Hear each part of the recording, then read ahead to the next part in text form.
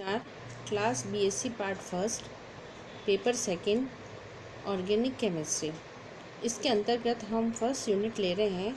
और इससे पहले वाली क्लास में हमने लिया था बॉन्ड की ब्रेकिंग। एक बॉन्ड जो सहसंयोजक बंध है वो किस प्रकार से ब्रेक होता है और उसकी क्या टाइप है, कैसे वो उसकी ब्रेकिंग होगी।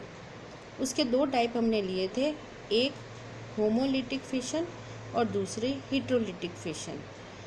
तो पहले वाली क्लास में हमने होमोलिटिक फिशन को डिटेल के अंदर लिया था कि समांश विखंडन किस तरीके से होता है। आज हम जो ले रहे हैं वो है हेटेरोलिटिक फिशन, विषमांश विखंडन। इसकी अगर हम डेफिनेशन दें तो उसके हिसाब से यदि सहसंयोजक बंध इस प्रकार टूटे कि दोनों इलेक्ट्रॉन एक ही परमाणु के पास रह जाएं, तब इस प्रक्रम को हेटेरोलिटिक विखंडन, हेटेरोलिसिस या असममित विखंडन कहते हैं। वह परमाणु जो इलेक्ट्रॉन त्यागता है, अर्थात जिसके पास इलेक्ट्रॉन की कमी होती है, वो धनावेशित हो जाता है तथा दूसरा परमाणु जिसके पास दोनों इलेक्ट्रॉन हो ऋणावेशित हो जाता है। एक कोवेलेंट बॉन्ड जो कि इलेक्ट्रॉन की शेयरिंग से बना है, तो जिसकी इलेक्ट्रोनेगेटिविटी ज़्यादा होती है, इलेक्ट्रॉन उस तरफ शिफ्ट हो जाते हैं तो उसके ऊपर नेगेटिव चार्ज और दूसरा जो है वो पॉजिटिव चार्ज आ जाता है। तो इस तरीके से इसके अंदर आयन बनते हैं। यहाँ पे हमने दो केस लिए हैं। इसमें ए और बी के बीच में एक कोवेलेंट बॉन्ड बना हुआ है। बंध के जो इलेक्ट्रॉन है वो एक में फर्स्ट वाले के अंदर बी की तरफ शिफ्ट हो जाते हैं, उसके कारण बी पर नेगेटिव चार्ज हो जाता है और ए पर पॉजिटिव चार्ज आ जाता है। कहने का मतलब है बी यहाँ पर ज़्यादा इलेक्ट्रोनेगेटिव है। दूसरे केस के अंदर ए के पास में इलेक्ट्रॉन पेयर आ जाता है तो ए के ऊपर नेगेटिव चार्ज और बी के ऊपर पॉजिटिव चार्ज आ जाता है। यहाँ पर ए ज़्यादा इलेक्ट्रोनेगेटिव है। ऑर्गेनिक केमिस्ट्री में मुख्य परमाणु कार्बन है, इसलिए कोवेलेंट बॉन्ड कार्बन और एक्स हेलोजन मान लेते हैं यहाँ पर का हेटेरोलिसिस विखंडन की 2 टाइप्स होती है। फर्स्ट जो टाइप है उसमें जब कार्बन से सहसंयोजक बंध द्वारा जुड़ा हुआ परमाणु कार्बन से अधिक ऋण विद्युती होता है तो वो इलेक्ट्रॉन युग्म अपने पास आकर्षित कर लेता है और कार्बन परमाणु धनावेशित हो जाता है। ये यहाँ पे हमने बताया है कि कार्बन के पास में पॉजिटिव चार्ज है और जो एक्स है उसके पास में नेगेटिव चार्ज, क्योंकि वो ज़्यादा इलेक्ट्रोनेगेटिव है। इस कारण से धनावेशित कार्बन कार्बोकैटायन कहलाते हैं। यहाँ जो कार्बोकैटायन बना है उसकी स्ट्रक्चर और स्टेबिलिटी लेते हैं। तो अब हमारे आता है structure and stability of carbocation. Carbocation की जो स्ट्रक्चर होती है और उसकी स्टेबिलिटी पर कैसे उसकी स्टेबिलिटी को हम समझाते हैं। तो कार्बोकैटायन में कार्बन परमाणु sp2 हाइब्रिड अवस्था में होता है, जिससे इसका आकार त्रिभुजीय समतलीय होगा, जिसमें तीनों sp2 कक्षकों के बीच में 120 डिग्री का बॉन्ड एंगल होता है और एक खाली p कक्षक रहता है। कार्बन फ्री रेडिकल की तरह ही कार्बोकैटायन भी इलेक्ट्रॉन न्यून स्पीसीज, इलेक्ट्रॉन डेफिशिएंट स्पीसीज होती है। अगर वे प्रभाव जो कार्बोकैटायन के कार्बन की इलेक्ट्रॉन न्यूनता को कम करते हों, वे इसके स्थायित्व को बढ़ाएंगे। एक कार्बोकैटायन की स्टेबिलिटी का ऑर्डर इस प्रकार से होता है। टर्शरी कार्बोकैटायन सबसे ज़्यादा स्टेबल है, उसके बाद में सेकेंडरी और प्राइमरी उनका नंबर आता है। तो ये इसका यहाँ पर ऑर्डर दिया हुआ है कार्बोकैटायन का कि इनकी स्टेबिलिटी का ऑर्डर क्या होता है। कार्बोकैटायन की स्टेबिलिटी को 2 कारक प्रभावित करते हैं। एक है इंडक्टिव इफेक्ट और दूसरा रेजोनेंस और हाइपर कॉन्जुगेशन। ये दोनों जो इफ़ेक्ट है इससे कार्बोकेटाइन की स्टेबिलिटी प्रभावित होती है। इन दोनों को एक एक करके हम लेते हैं। पहले हम लेते हैं इंडक्टिव इफ़ेक्ट या फिर प्रेरण प्रभाव।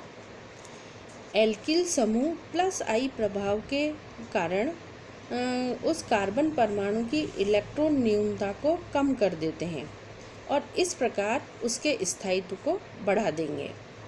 यदि एथिल से टर्शरी ब्यूटिल कार्बोकेटाइन की तरफ हम आए तो मेथिल समूह की संख्या लगातार बढ़ती रहती है और मेथिल समूह की संख्या का बढ़ना ये बताएगा प्लस आई प्रभाव के साथ साथ उनका स्थायित्व भी लगातार बढ़ता जाएगा। ये हमने यहाँ पर इसको शो किया है।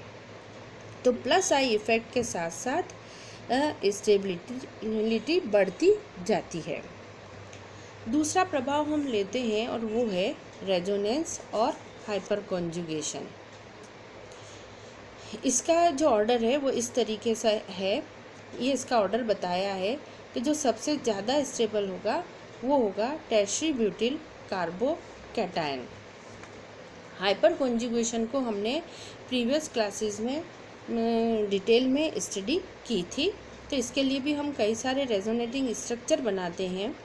तो एथिल कार्बोकेटाइन में हाइपर कॉन्जुगेशन द्वारा 4 और आइसोप्रोपाइल कार्बोकेटाइन में रेजोनेटिंग स्ट्रक्चर 7 और टर्शरी कार्बोकेटाइन में 10 रेजोनेटिंग स्ट्रक्चर बनेंगे। बढ़ती हुई अनुनादी संरचनाओं के कारण इनकी स्टेबिलिटी भी बढ़ती जाती है। ये तो हमने कार्बोकेटाइन के बारे में लिया। अब हम लें अगर कार्बन पर नेगेटिव चार्ज आ जाए उस समय कैसी स्थिति होगी, क्योंकि ऐसा भी हो सकता है कि कार्बन के साथ में जो कोई एटम जुड़ा हुआ हो उसकी तुलना में कार्बन ज़्यादा इलेक्ट्रोनेगेटिव होने पर कार्बन के पास में नेगेटिव चार्ज आ जाएगा।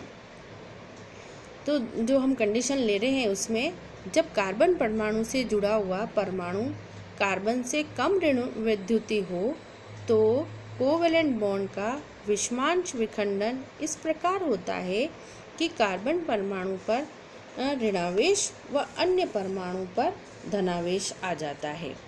इस तरीके से ये हमने यहाँ पर बताया कि कार्बन के साथ कोई वाई जुड़ा हुआ है तो इसके बीच में जो कोवेलेंट बॉन्ड के इलेक्ट्रॉन है उसमें कार्बन के पास में वो ज़्यादा शिफ्ट होते हैं, इसलिए कार्बन के पास में नेगेटिव चार्ज आ जाएगा। वो कार्बन के पास आ जा क्योंकि कार्बन की यहाँ पर इलेक्ट्रोनेगेटिविटी वाई से ज़्यादा है तो इलेक्ट्रॉन पेयर कार्बन के पास आ गया, उससे कार्बन नेगेटिवली चार्ज हो गया और दूसरा जो है एटम उसके पास में पॉजिटिव चार्ज आ गया। यहाँ पर वाई जो है वो कार्बन से कम नेगेटिव है, कार्बन यहाँ पर ज़्यादा इलेक्ट्रोनेगेटिव है। इस प्रकार का आयन जिसमें कार्बन परमाणु ऋणावेशित हो उसको हम कार्बेनियन कहते हैं।